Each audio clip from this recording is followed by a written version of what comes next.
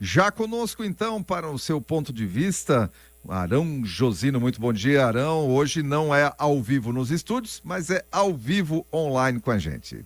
Bom dia, Odair. Bom dia a todos os nossos ouvintes. Ao vivo, diretamente de Ascurra, a cidade mais simpática do Vale Europeu, viu? Muito bem. Esse é o penúltimo, então? É o penúltimo programa que você vai fazer com a gente antes das eleições? Penúltimo programa. Sexta-feira que vem, então, minha despedida. Espero que por um breve período, né? Espero voltar depois. Viu, gente? Se estiver ouvindo, pretendo voltar. Muito bem, Ara, vamos lá, vamos com o seu ponto de vista, então. Vamos falar de crescimento da indústria catarinense da indústria nos primeiros trimestres de 2024. Bom, Odair, a Fiesc, nossa Federação de Indústrias do Estado de Santa Catarina, tem comemorado os números, né? Os números que são bastante positivos em relação ao crescimento aí da nossa indústria, tanto nacional e principalmente catarinense. A gente sabe que Santa Catarina sempre puxando aí os estados brasileiros, né? Santa Catarina que é uma referência justamente pela sua força industrial. E a Fiesc nos traz dados importantes em relação ao primeiro trimestre do ano de 2024, quando eles fazem, então, os comparativos com o mesmo período do ano passado. É evidente que todos nós sabemos, não é novidade para ninguém, que 2023 foi um ano bastante travado na economia nacional, um ano de muita insegurança, principalmente pelas mudanças que nós tivemos no governo federal. Então, agora, em 2024, a gente já caminha um pouco mais aliviados, e isso tem trazido resultados positivos para a economia do nosso estado e para a geração de empregos e de riquezas para Santa Catarina. De acordo, então, com a Fiesc, o mesmo período, ou seja, de janeiro a abril desse ano de 2024, nós tivemos aí um crescimento acumulado de 6,5%. Então, a média de crescimento foi 6,5%, e a média nacional foi 3,5%, ou seja, nós crescemos aí 3 pontos a mais do que a média nacional. Agora, o que chama a atenção foi justamente o crescimento do mês de abril. Só em abril, o crescimento da nossa economia, através da produção industrial de Santa Catarina, foi um aumento de 16%, enquanto a média nacional foi de 8,4%. No mês de abril, o nosso crescimento ele só ficou atrás do estado do Rio Grande do Norte. De acordo com a Fiesc, dois setores se destacam, né? Principalmente a questão do consumo interno. Então, de fato, houve aí um aumento no consumo interno dos produtos produzidos em Santa Catarina, mas também a exportação também teve bastante destaque. E dois setores econômicos chamam a atenção, que está justamente relacionado ao setor têxtil. Afinal de contas, quando você tem um poder aquisitivo maior, a população acaba comprando mais, e a gente sabe que roupa é uma coisa que as pessoas acabam comprando quando há um melhor poder aquisitivo. Então, a área têxtil, de fato, tem crescido bastante em Santa Catarina. Nós tivemos aí um crescimento de 9,3% no acumulado desses 3 meses, de janeiro a abril, e também o setor de madeiras. O setor de madeiras cresceu 11,1% nesses 3 meses acumulado aqui em Santa Catarina, mas muito relacionado à questão da exportação. Então, enquanto a área têxtil cresceu bastante nesse primeiro trimestre de 2024, no consumo interno, justamente pelo poder aquisitivo das pessoas, o setor de madeiras acabou crescendo consideravelmente por conta da exportação. Então, Santa Catarina, mais uma vez, se destacando nacionalmente pelos seus números, pela sua indústria, o que comprova, né, inúmeras vezes, como a gente fala sempre aqui no Ponto de Vista, que é um estado que merece mais respeito, que é um estado que merece mais devolução dos impostos que nós pagamos e daquilo que nós representamos para a economia nacional, como, por exemplo, mais investimentos na infraestrutura para que a gente possa escoar a produção. Então, um ano que a gente começa bastante otimistas, né? 2024, um ano com mais otimismo do que foi 2023, que foi um ano bastante travado. A gente lembra que o primeiro semestre do ano passado foi muito, muito difícil mesmo para a economia nacional. Pois é, a questão aí que você colocou, os dois ramos de destaque, ainda que tem um que é de transformação, que é o têxtil, né? Mas aí o outro da madeira é de extração, ou seja, de mandar os nossos recursos para fora para depois comprar produto manufaturado. No caso do têxtil, não, né? Positivo aí que o têxtil está se destacando como uma indústria de manufatura aqui do estado. Até porque o valor agregado é muito maior, né? Então, o setor têxtil para nós é fundamental, para o Vale é fundamental. A gente precisa sempre trazer ele com bastante destaque, com bastante cuidado. O Arão, novo ensino médio em discussão no Senado Federal. O que você tem a falar sobre essa situação, essas alterações? O que muda, afinal, com o novo? Por que é novo ensino médio? E justamente, quando a gente fala sobre o crescimento industrial de Santa Catarina e a gente fala aqui sobre o potencial econômico que o nosso estado tem, a gente automaticamente precisa falar sobre mão de obra qualificada, né, Odair? Que é um assunto que a gente também fala com frequência aqui no ponto de vista e que a gente não pode tirar do radar. E essa semana é algo que está sendo debatido e discutido no Senado Federal, lá em Brasília, depois de ter sido aprovado na Câmara dos Deputados, agora essa discussão está no Senado. Só que é uma discussão que está bastante tumultuada, porque o governo pensa de uma forma, o colegiado de secretários de Estado da Educação pensa de outra forma, e o que mais me preocupa é que, pelo que a gente tem percebido, pouco ou quase nada tem sido ouvido aqueles que realmente são interessados pela questão do ensino médio, que são os próprios alunos. Não adianta a gente criar algo tópico, né, algo teórico, se lá na prática isso não vai funcionar, inclusive muitas vezes gerando uma maior evasão escolar. O que me chamou a atenção é que aquilo que eles estão tentando mudar hoje no Congresso Federal em relação ao novo ensino médio diz justamente sobre o número de horas, né, voltados para cada um dos setores que o ensino médio acaba estudando. Para vocês terem uma ideia, os nossos ouvintes, hoje, atualmente, a formação básica, ou seja, aquelas disciplinas básicas que o aluno precisa ter, a matemática, o português, a história, a geografia, a química, hoje você tem 1.800 horas no ensino médio voltadas à formação básica, né? E você tem hoje 1.200 horas que são consideradas disciplinas de escolha. São disciplinas não obrigatórias, facultativas, em que o aluno do ensino médio ele pode optar. Então, qual é o segmento que ele deseja conhecer mais, que ele deseja estudar mais, qual a área que ele tem uma ligação mais forte, né? Por exemplo, se é área de humanas ou área de exatas. E agora o que está sendo discutido no Congresso Federal, e o Senado tem defendido essa tese, é que de 1.800 horas de formação básica suba para 2.400 horas, enquanto de 1.200 horas para as matérias de maior interesse do aluno, esse número reduza pela metade para 600 horas. Então, isso me deixa bastante preocupado, Odair, e por isso que trago esse assunto para cá, porque já está mais do que comprovado de que o ensino médio deveria hoje ser um segmento, deveria ser um momento, uma fase da vida do jovem, do adolescente, para justamente ele ser capacitado para o mercado de trabalho. E não adianta querer capacitar o adolescente para uma área que não é do seu interesse. Hoje, quando você tem 14, 15 anos, você já mais ou menos sabe qual é a sua vocação. Se você tem uma vocação mais para a área de humanas ou mais para a área de exatas, por exemplo. Então, o que nós precisaríamos, e Santa Catarina também tem avançado muito nesse sentido, e já tem se destacando nacionalmente por conta disso, é que nós tenhamos a indústria parceira do ensino médio. Então, você precisa reduzir, no meu ponto de vista, a gente deveria reduzir a formação básica e você deveria agregar mais, né, a formação para o mercado de trabalho, para a vida adulta. Por quê? Porque nos dias de hoje você tem uma aula muito mais dinâmica, você tem muito mais conteúdo, muito mais informação.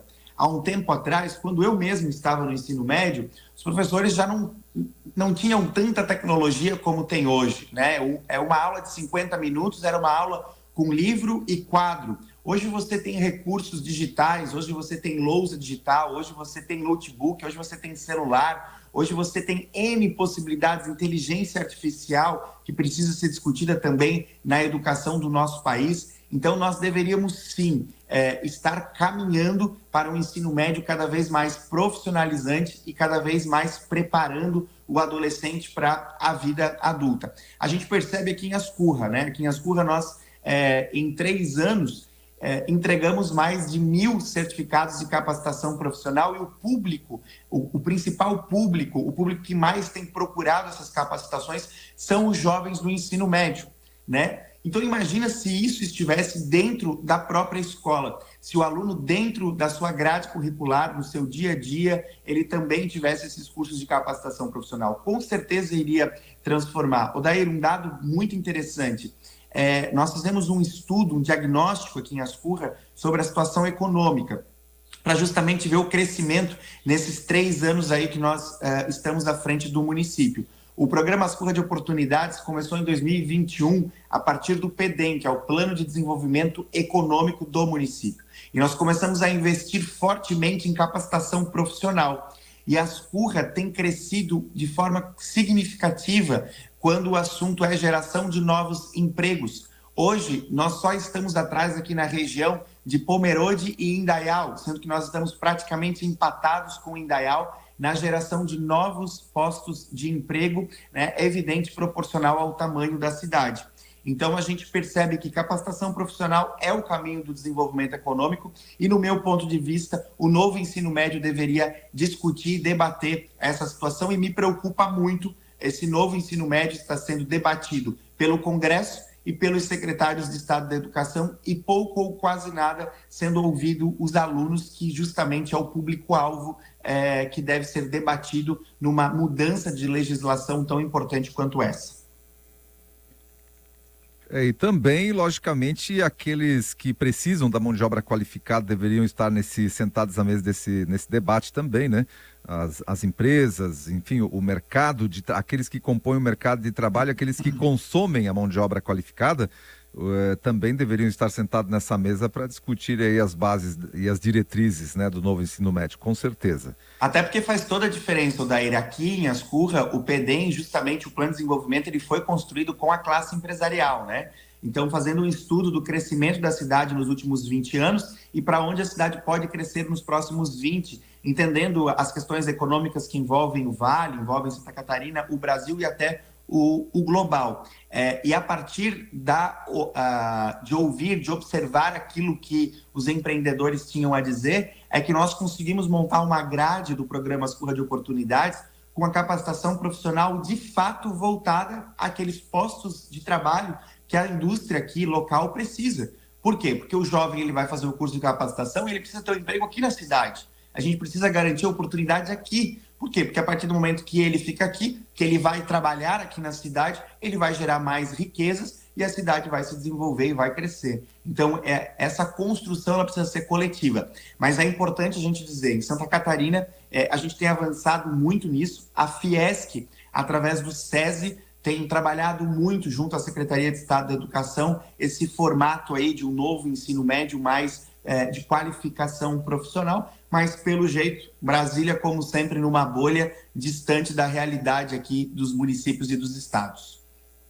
Pois é, né? A gente sente muito quando um bando de burocratas senta na mesa, não tem uma conexão muito forte com a realidade, com a necessidade dos municípios e dos estados, e cria uma legislação tão importante que tem a ver com a nossa educação e com o ensino médio. E aí o que entra lá? Entra muita questão ideológica e entra pouca questão tecnológica e de necessidade de fato que os municípios, as indústrias, enfim, que aquelas pessoas envolvidas com a situação têm de fato. Mas esse é o Brasil e a gente tem que, através dos nossos votos, né, que a gente começa aqui nos municípios, a gente tem que começar a mudar essa realidade. E realidade também que afeta o Brasil na questão da carga tributária, e esse governo especialmente não tem fundo, esse poço aí da fome, né, por tributos.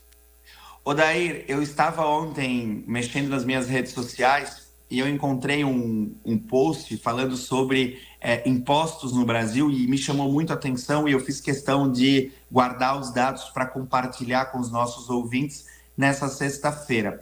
Olha só, é um comparativo de um carro zero entre o Brasil e os Estados Unidos. Olha só os números.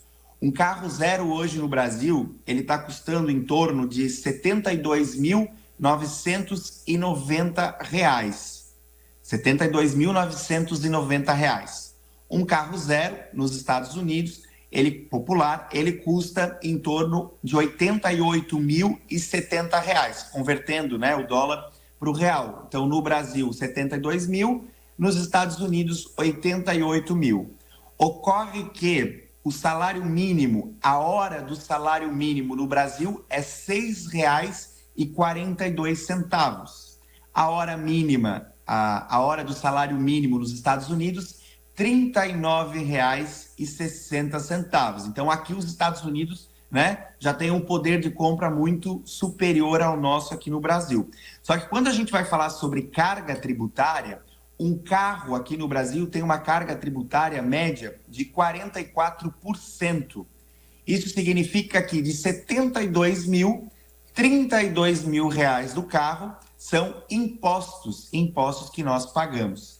Enquanto que um carro lá nos Estados Unidos tem mais ou menos um acumulado de impostos de 7%. Ou seja, de 88 mil reais, que é um carro zero nos Estados Unidos, você paga 6 mil reais de impostos. Aí a gente vai ver o número de horas que você precisa trabalhar para comprar um carro. No Brasil, para comprar um carro popular de 72 mil reais, você precisa trabalhar 11.372 horas, enquanto nos Estados Unidos você trabalha 2.225 horas. Vamos lá, carga tributária de 44% para 7%, essa é a diferença do imposto num carro zero entre os Estados Unidos e o Brasil. Nós precisamos discutir carga tributária. E é impressionante como eu estava ouvindo essa semana um deputado federal falar justamente sobre esse assunto. Esse deputado falava o seguinte: é interessante no Brasil que quanto mais problemas nós temos, ao invés da gente buscar a solução na raiz, a gente gera mais empregos públicos e a gente gera novos impostos para tentar resolver aquele problema. E isso só vai virando um grande montante. Por quê? Vão aparecendo, surgindo novos problemas e a gente vai criando novos impostos e vai contratando mais gente no setor público para resolver aquele problema.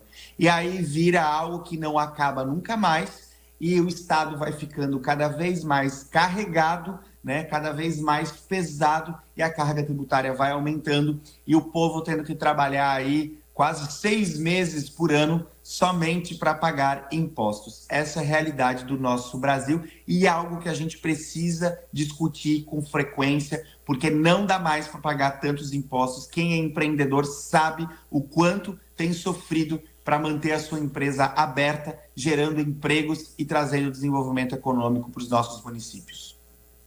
Mas a gente só vê o nosso governo aí falando em aumentar a carga tributária, nenhuma preocupação aí com o equilíbrio fiscal, aí Banco Central mantendo taxa de juros a 10,5%, que é uma taxa de juros elevadíssima, que faz mal para a economia do Brasil, com certeza, porém faz mal e ao mesmo tempo evita o pior, né? Ela faz mal, mas o Banco Central evitando o pior.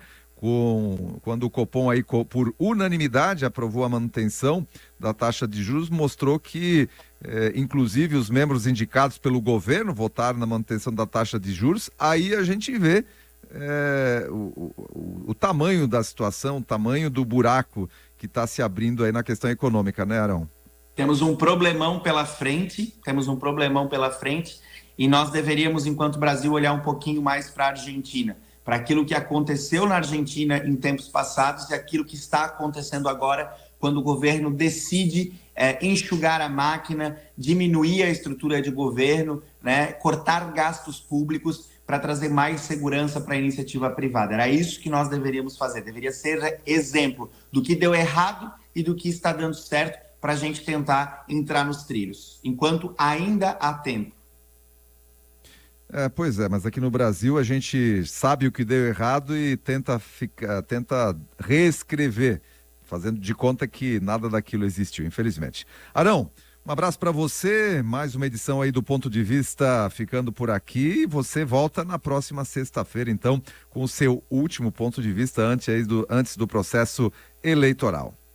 Valeu, Daír, um bom final de semana a todos. Retornamos na semana que vem. Um grande abraço.